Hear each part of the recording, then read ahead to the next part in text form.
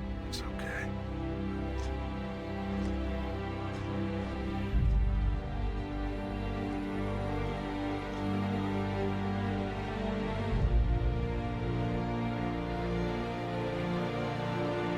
I'm so sorry.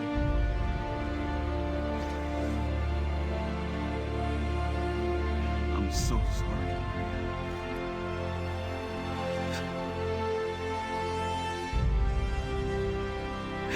I love you so much.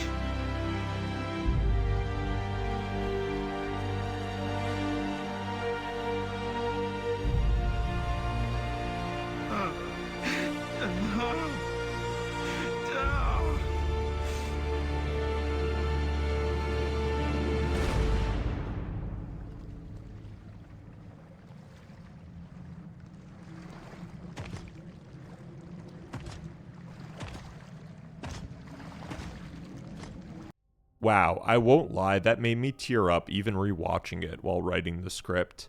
Not only is this a poignant moment itself, but the fact that Dom had been searching for a game and a half, constantly hoping and wishing to see his wife again, then having to kill her, is one of the more mature story points in my gaming career. There's something so heart-shattering hearing the gun go off, knowing that Dom chooses to kill his own wife, and on the other side of that feeling, there's one of closure. Even with seeing Maria stripped of everything she once was, mentally and physically, which is diabolical, Dom does get the chance not only to say he loves her, but end her suffering, which was the right thing to do in the end, no matter how much it might break him. Phoenix knows this, and saying it's okay to Dom, then walking away to allow Dom his final moments with his wife, is compassionate and what makes Phoenix a great leader. Another detail that I enjoyed was when Dom does rejoin Marcus, that Marcus has been dealing with his emotions as well, just through the physical rupture of Locust sternums. Again, the level designers do a fantastic job visually making these caves feel unique, and the zeitgeist of trying to check each hallway pays off. Somehow Baird is getting papers down here, but I don't care about the logistics, because there are some really cool details he provides. Baird starts to learn the Locust language and begins translating documents we find in the Nexus. He also mentions ozoning the tank because of the stranded smell. I chuckled at this since I assume this is a reference to Ozium air sanitizer, a strong aroma most used by me in high school for nefarious reasons.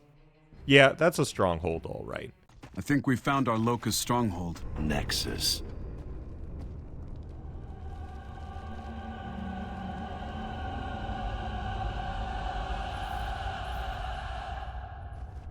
Now where do we find the Queen? My bet's on that tower in the middle. It's the closest thing we've seen to a palace. The next section was a lot of fun. Something about shooting locusts in their archery towers felt rewarding, and the aspect of us taking the fight to their city was pretty cool. Oh, this sound system is actually good. Look inside yourself. Do you have the will to win? What? Who the hell's that? It's gotta be the Queen. Another noticing I'd love your opinion on is the architecture in the Nexus. Does it remind you of the human architecture? I just mentioned the archery towers, and thinking about the towers we saw ascending the mountain, and then this church-like structure that greatly resembles the church in Lima, there are too many similarities. Continuing onward, and everything from dynamic cover to insane amount of troops breathing down your neck was making this feel like an epic finale. Add on to the grind lifts finally deploying, it felt like the momentum was shifting. Talk about escalation too. Just as we were getting into the rhythm of street fighting locusts in their capital, we take some midtown trolleys straight to the hive, having to defend against other trolleys full of locusts and reavers. Another thing as we progressed throughout the level was the Queen's voice began to get a bit more fearful. The Riftworm is dead, yet still we will vanquish our enemies. We do get this translation from Baird about defense plans, but from below the Locust stronghold, meaning something was attacking them from the depths of the caves. How far did these cave systems go?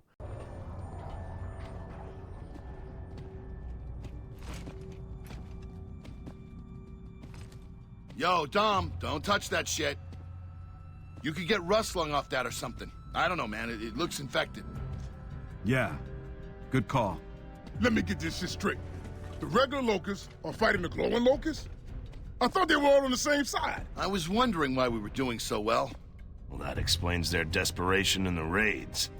They're losing their home turf to the Lambent. So I guess the plot twist that the locusts are trying to evacuate their own territory makes sense why they engage with the humans on the surface. But it also means that they're outnumbered by the Lambent, which doesn't bode well for humans either. Dig in, baby. Going into overtime. Finally, we make it to the palace, and this gives off more eldritch horror vibes than Cthulhu's country home. I love the design of the exterior, and just the fact that this place has defenses like this give it a history and a functionality. We get this line where you would hide if you were Queen of the Grubs, and Marcus goes, "At the bottom." But if we were being attacked from the depths, wouldn't I go as high as I can? Am I nitpicking that too much? And this is why my thesis still holds true throughout the game. A feeding chamber for their wargs was not in my bingo card, and surely not one that feeds them a steady diet of human heads. It's the small moments like that, a one-off room, that makes this game so good. It sounds stupid to say or even type, but exploring through the one room made me think, wow, this place probably has even more gruesome atrocities laying in wait. Shout out to my certified badass moment coming from not a cutscene this time, but walking down the stairs with a locust prisoner. I will always remember this section fondly. Oh yeah! We get to some control room and have some big lore drops. So we know they're trying to sink Jacinto, but it sounds like it'll flood the hollow. Why would they do that? They're desperate. All this time, we never realized that. Jack, plug in and see what you can find. We cannot allow the Lambent to pollute the surface. We must bury their infection here. The world is rightfully ours. Delta Squad is in your house, bitch! You hear that shit? Your grubby ass bitches are going down! Like way down! Dead down! So down you ain't gonna even know which way is up! Your ass is gonna be crying to your skink ass queen! Oh, mommy, you let the bad man hurt us! Fuck you! We gonna whoop your mama's ass! Whoa! There we go. One muzzled queen. Not you, her. You were great. I loved your speech there, especially with the bitch-ass stuff. Very good, very enlightening. There appears to be only one way to end this war. I fear the cost may be too great. Marcus, is that who I think it is? I think so. If we were to sink Jacinto, it would flood the hollow with seawater. Nothing below would survive. We could end the war today, but only if we sacrifice our last possible refuge. Who's that talking? Adam Phoenix. It's my father. What? But what's he doing in the Locust computers? We'll figure that out later. So again, Marcus's dad is somehow involved with the Locust, or was doing research on them, or was part of the abandoned lab.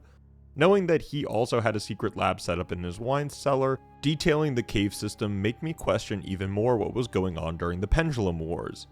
We face heavy resistance through these grand chambers, murdering Locust left and right. I kind of wish Dom had some more lines about having vengeance for Maria. It seems that that kind of got forgotten. Regardless, this was another great section, and at this point I knew I was going to get addicted to the Horde mode again, since the gameplay is just so smooth and engaging. And finally, we have our consultation with the Queen.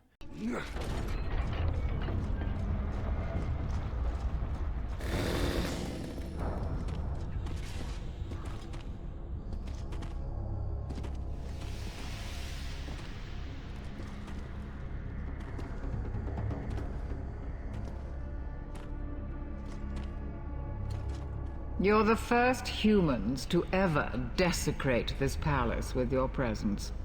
It's her. And I assure you, you will most certainly be the last. What the fuck is she? Locust Queen? I thought she was supposed to be butt ugly. If you're planning on flooding the hollow, then I guess we would be the last. Yes. Though you destroyed the Riftworm, there are still ways for us to sink Jacinto.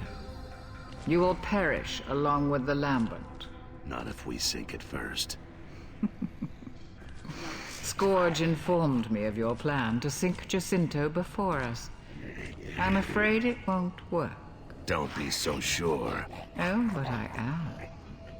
We already have an army en route to Jacinto to prevent that from happening. Tell me, is it true? You're the son of Adam Phoenix. What's it to you? He spoke highly of you. It's a shame that you didn't follow his path.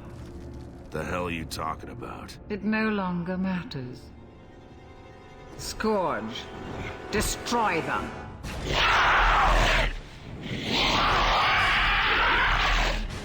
Bear, Cole, go after the Queen!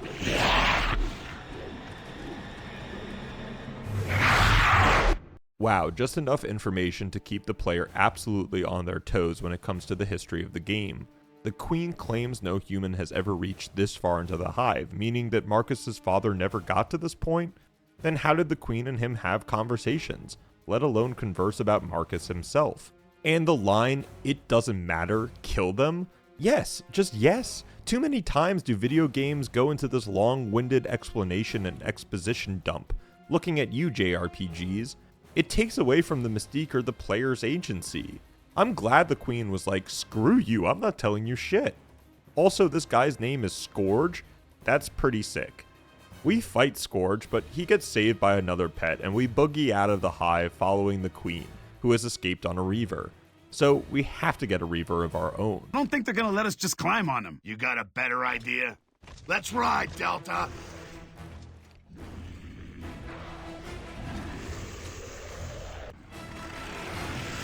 Always wanted me a little horsey.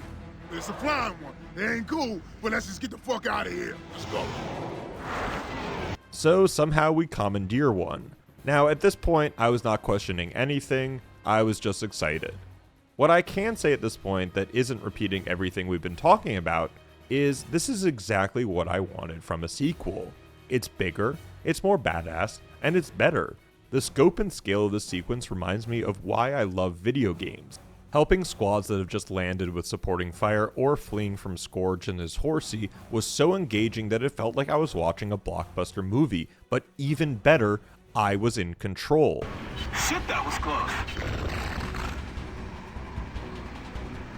Control, Delta here, we lost the Queen. Did you get the data from Jack? Affirmative, Delta. Evacuations are underway, but we're currently under siege. Roger that. The Queen is sending everything she's got to stop us from sinking Jacinto. If we're gonna do it, we gotta do it now. Understood. We're working as fast as we can. Are you able to assist? We're close and on our way, Anya. Delta out. Cole, can we go any faster?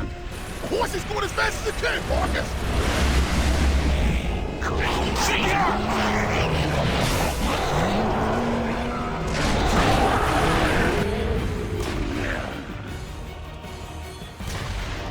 Give it a rocket in the...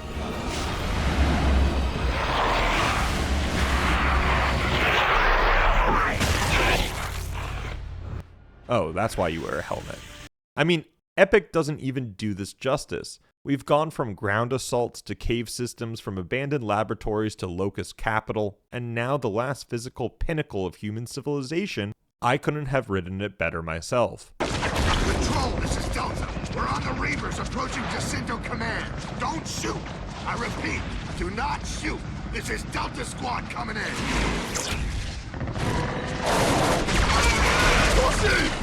Anya, we just been hit. Call off the gun. Sorry, Delta. Guns called off. Prepare for landing.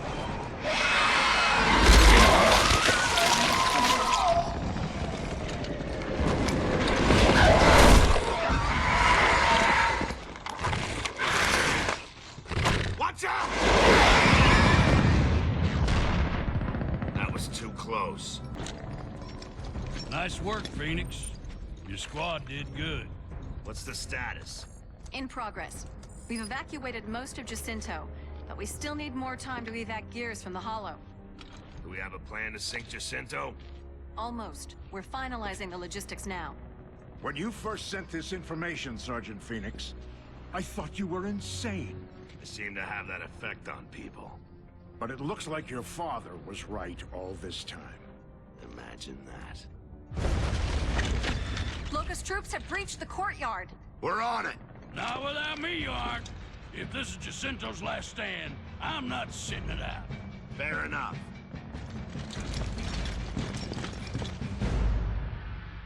We defend the HQ, fighting in courtyards and trying our best to clear out King Raven landing spots.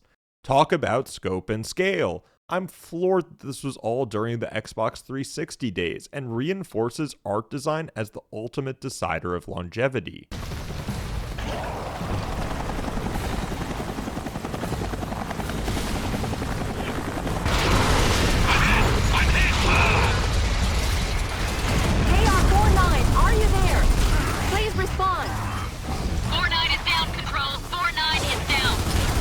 Copy that.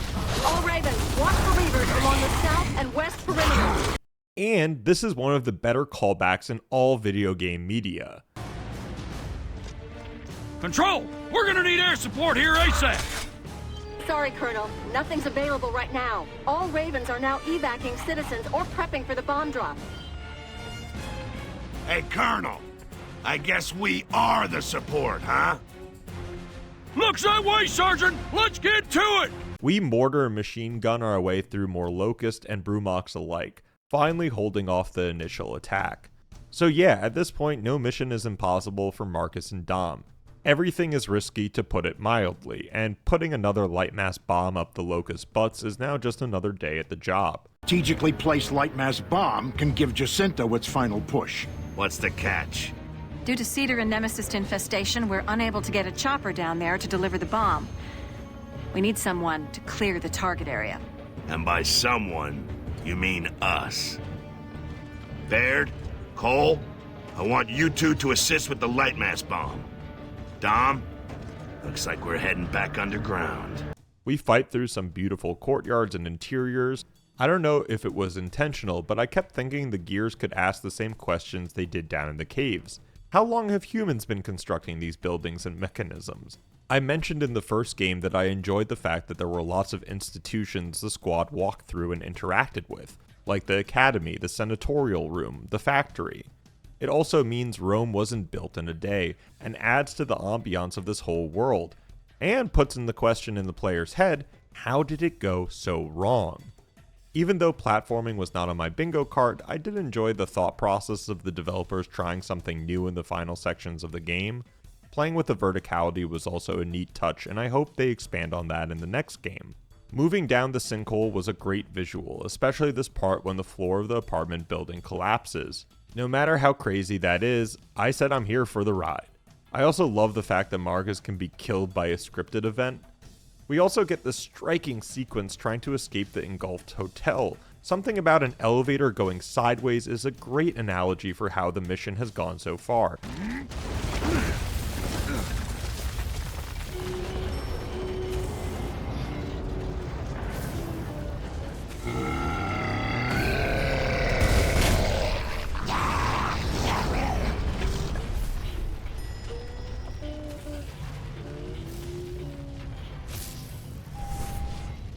Unbelievable. Yet there is one glimmer of hope: hijacking a Brumock. We need to get around to the side of it and take out the driver. Keep your head down. Let's get over there and finish it off. Or we could ride it and speed this whole operation up. Reavers were one thing, but a Brumock? If they can ride them, so can we. Out of all the memories of this game, this was my favorite. The word satisfying has been used a lot in this video, and I will say it again. Blowing up the lines of Locust that were just marching on Jacinto cannot be understated as a top gaming moment in the 2000s. This is what good escalation is, not like the Fast and Furious 9 where cars can fly somehow. Even though I do love those movies, no shade Vin, family forever. Us going from commandeering Reavers to getting a Brumock on our side, especially after seeing them in the first game, is undeniably a great moment. Wrecking absolute havoc on Locust cave systems is undeniably a great moment, and has checked off every box from my Entertainment X Factor list.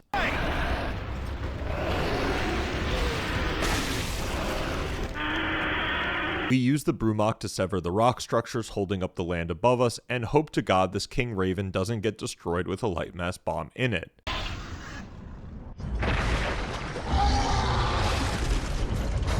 Something's wrong, Marcus! Marcus, Dom, you crazy bastard! We're coming down to get you off that thing! Roger that, Baird. We're more than ready.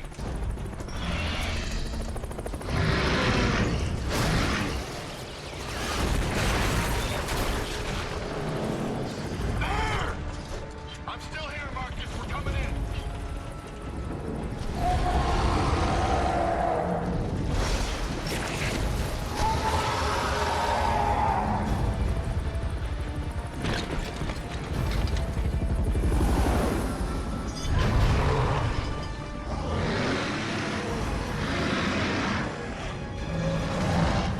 We're screwed. We lost the light mass bomb. So close. There's gotta be a way.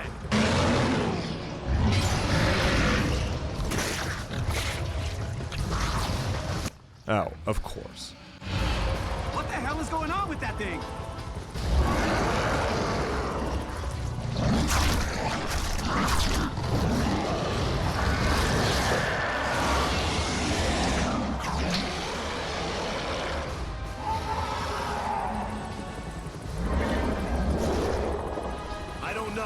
Almost looks like it's going lambent.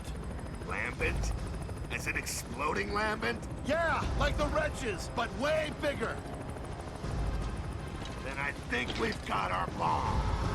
I love the way Marcus puts 2 and 2 together. And what a spectacle to end the game on as well.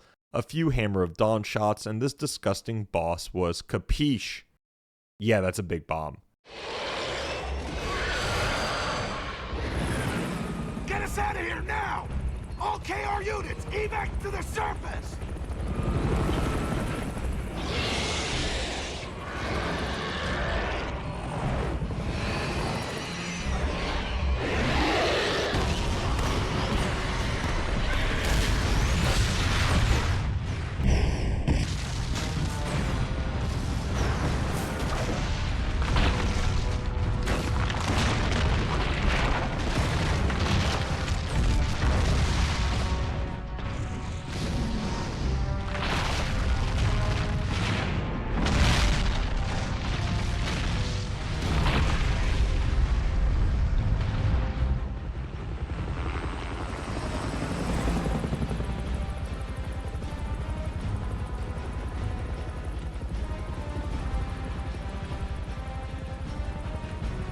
Control, can you read me? Anya, are you there?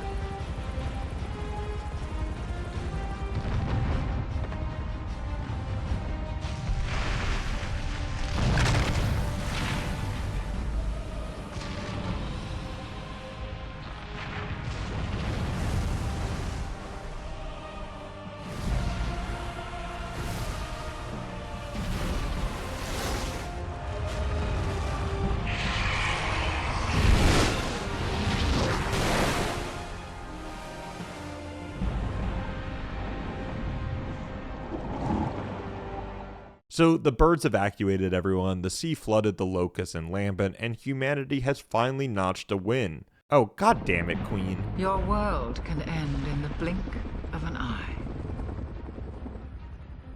One event, one unexpected twist of fate, and suddenly the world as you knew it is gone forever. Sure, lady, I don't know how or why you survived and let your people die, but I'm assuming since you're not saying it's not over, like the last game, that we really did do a number on the Locust. But then what comes next? This seemed like a sure win for humanity, and it wasn't like they saw more capital cities in the cave system, or are we just oblivious to the range of the Locust and Lambent? Also, what the hell did Marcus's father do? Why are his audio recordings in the hive in the first place? Why were the Locusts capturing people, and what the hell are the Locusts anyways? Do the sires from the lab have anything to do with them? And what even happened to the researchers that went into the mountain? I feel like that all got lost in the pursuit for the Nexus and finding Maria. I mean, all of this and more, right guys? I'm so hyped for Gears of War 3 and wanted to take a second to thank everyone who worked on Gears 2, because this is what games should be. Interesting, engaging, with an involving story that doesn't get spoon-fed to the player like we're some comatose button smasher. I hope all these questions and more get answered in Gears 3, the quest for more information. Now, I truly enjoyed the nuances of Dom's journey seeking Maria, Marcus's continuing of his growth as a leader, the sheer meme of rookies being murdered horrendously, and so much more. There was heart to this game, from the small dialogue lines between characters during transitional moments to the absolute fantastic visuals and art design that set Gears of War up as one of the more unique games of its time. I would love to hear from you what your thoughts were on Gears 2, what surprised you, what you liked or didn't. I thank you from the bottom of my heart for taking the time, and hope I can figure out the shader issue before Gears 3. Maybe someone will have a suggestion in the comments. And as always, see you next time.